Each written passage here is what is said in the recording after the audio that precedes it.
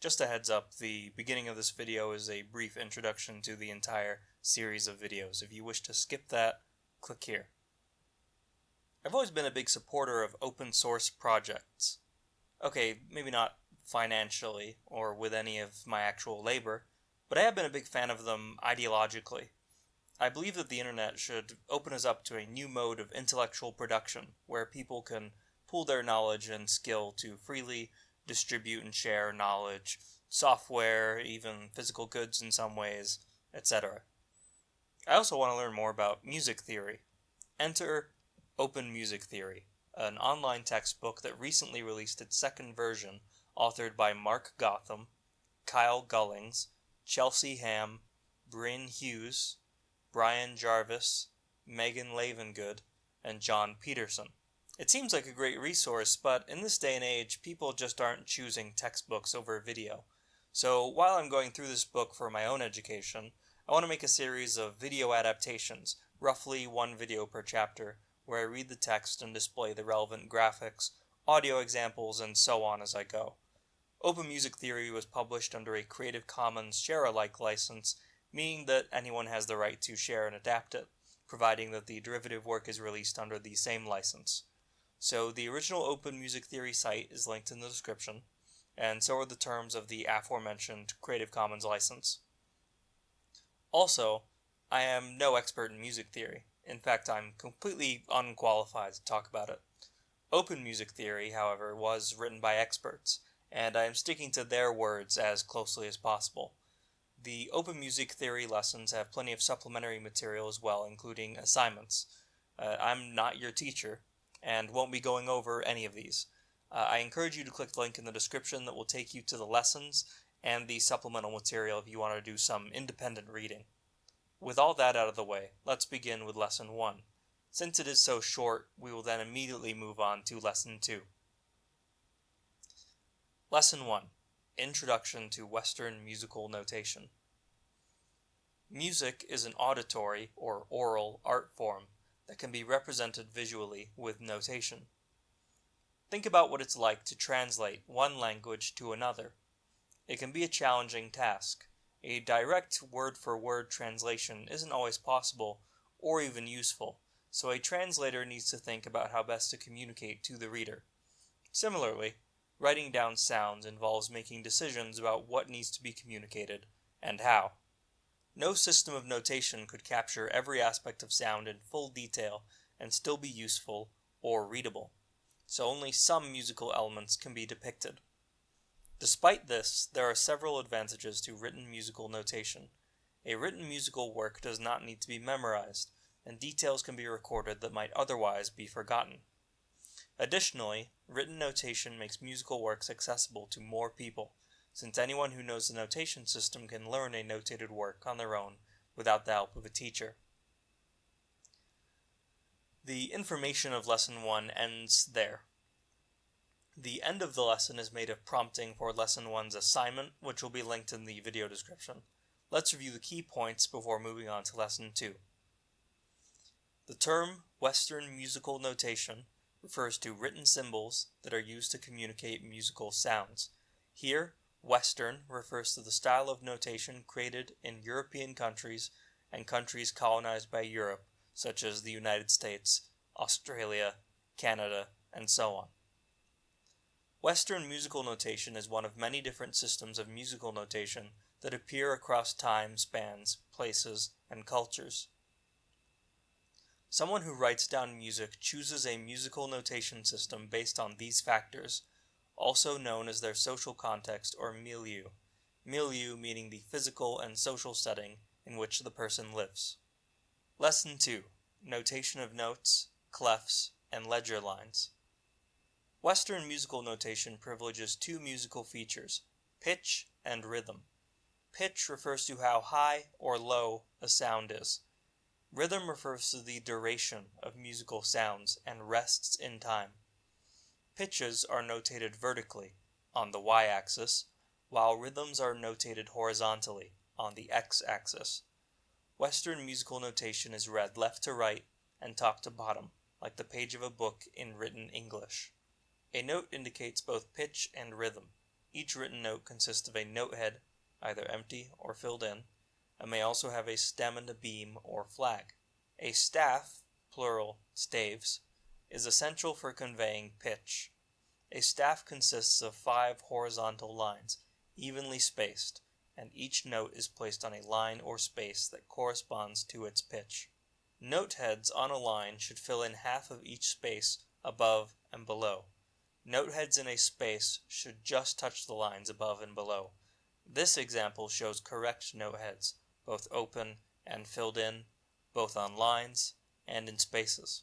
Note heads should be oval, not round, and they are tilted slightly upward toward the right. You can see here several mistakes people often make when drawing note heads. Try and avoid making these errors of size and shape when you draw your own note heads. The stems of notes can point either upward on the right side of a note or downward on the left side of a note. For notes above the middle line, the stem points downward, and for notes below the middle line, stems point upward. Notes on the middle line can point in either direction depending on the surrounding notes. When hand drawing stems, their length is equal to 4 lines of the staff. Beams are about 4 times thicker than stems. When notes at the interval of a second occur harmonically, they are on an adjacent line and space of the staff, so one note needs to be displaced to the left or right of the stem. The lower note always goes on the left, regardless of whether the stem points up or down. Seconds should not be stacked on top of one another, nor should the lower note be on the right. The notes drawn on the lines and spaces of a staff represent pitches.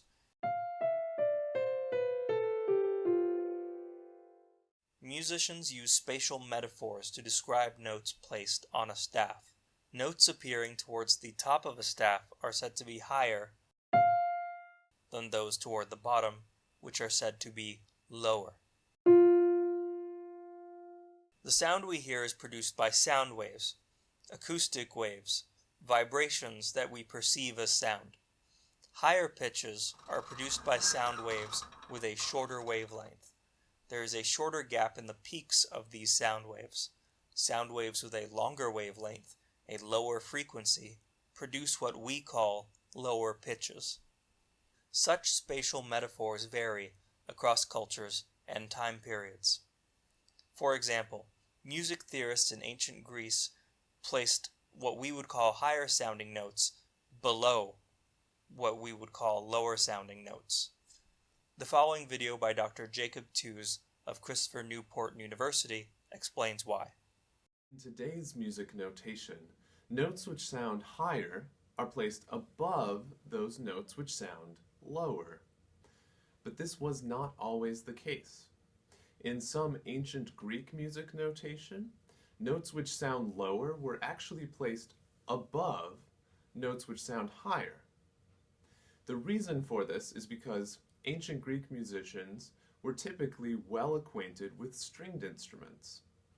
Let me show you what the connection is. If you have, say, a cello held in playing position, and you begin with your hand pressing the string near the top of the instrument, I want you to listen to what happens as I move my hand down the instrument toward the floor. Listen to what happens to the pitch.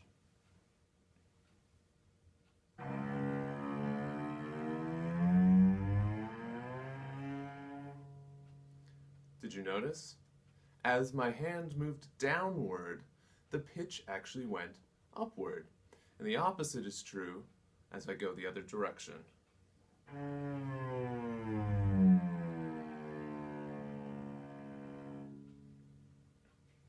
So again, on a stringed instrument like the cello, visually the notes which are lower are actually higher than the notes which sound higher.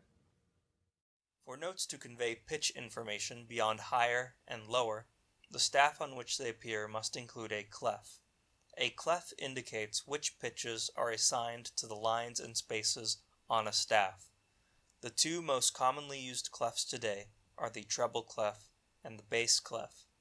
Two other clefs that you may encounter are the alto clef and the tenor clef. These illustrations show the same pitch, C4, as written on different clefs.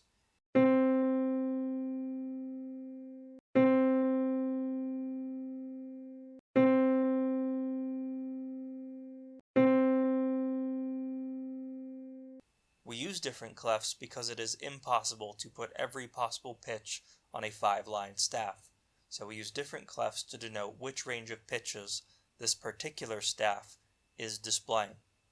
Higher notes, such as those played by a flute or sung by a soprano, are usually written in treble clef, and lower notes, such as those played by a trombone or sung by a bass, are usually written in bass clef. Alto and tenor clefs are relatively rare compared to treble and bass, but in some cases, alto clef is used for medium to high notes, and tenor clef is used for medium to lower pitch notes. One can draw a treble clef in 3 simple steps. 1. Draw a slanted vertical line that extends slightly above and below the staff. 2. Draw a half circle that intersects with your slanted line at the second staff line from the top. 3. Circle around the second staff line from the bottom. Likewise, one can draw a bass clef in 3 steps. 1. Draw a dot on the second staff line from the top. 2. Draw a backward C that extends in the bottom space of the staff, making sure that the top part of the C does not extend above the staff. 3. Place 2 dots to the right of the backward C in the top 2 spaces of the staff. One can draw an alto clef in 4 steps. 1. Draw a thick vertical line that spans the staff. 2. Draw a thinner vertical line next to it. 3.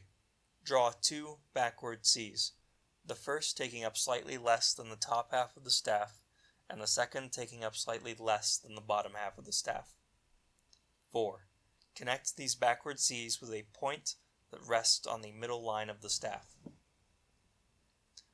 The tenor clef is drawn in the same way, but shifted 1 line higher on the staff. The vertical lines in step 1 and 2 begin on the second staff line from the bottom and extend slightly above the staff. The first backward C extends slightly above the top half of the staff, and the second takes up slightly less than the middle 2 spaces of the staff. The point connecting them rests on the second staff line from the top. Sometimes the alto or tenor clef is drawn in shorthand using this symbol, which looks like the letter K. When notes are too high or too low to be written on a staff, small lines called ledger lines are drawn to extend the staff. When writing ledger lines, be sure not to put in an extra ledger line above or below the note you are writing. This concludes Lesson 2. In Lesson 2, we covered many key points. A note indicates both pitch and rhythm. Notes are written on a staff. Notes with a higher frequency, shorter wavelength, are written higher on the staff than notes with a lower frequency, a longer wavelength. That is, higher notes are placed above lower ones. A note head must be written carefully on a staff. A note head is oval, not round. Additionally, it should be neither too large nor too small, and it is tilted slightly upward toward the right. The stems of notes can point either upward on the right side of a note or downward on the left side of a note. For notes above the middle line, the stem points downward, and for notes below the middle line, stems point upward. Notes on the middle line can point in either direction, depending on the surrounding notes. Writing seconds always involves displacing one note to the left or right of a stem. The lower note always goes on the left, regardless of whether the stem points up or down. A clef indicates which pitches are assigned to the lines and spaces on a staff. Extra lines, called ledger lines, extend a staff higher or lower. In Lesson 3, we will cover how to read clefs and begin talking about the musical alphabet.